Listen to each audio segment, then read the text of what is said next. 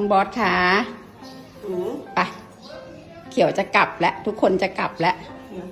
ไปส่งเขียวเขียวไปบายส่งนะคะไปโอ้ยเดี๋ยวมาใหม่โอ้ยนะอ้อมเดินทางปลอดภัยโชคดีมีชัยเด้อทุกคนน้องสาวลาไปขับรถขับลาก็ให้มีสติสตังค์เด้อดูแลตัวเองดีๆกันเดินทางแคล้วคลาดปลอดภัยเอาไปเอาบอสไปด้วยไปบอสไปด้วยไป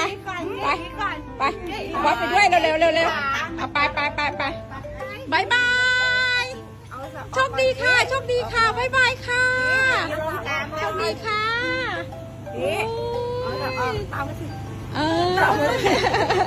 โชคดีนะเดี๋ยวคุณแม่ไปรับนะคะรอเล่นค่ะค่ะบายบายจ้าบายบายเขารักกันจริงๆพ่อตุ้ยพ่อเขาเอาไปจ้าส่งไปเขียวแม่หนูบายบายค่ะเดินทางปลอดภัยค่ะ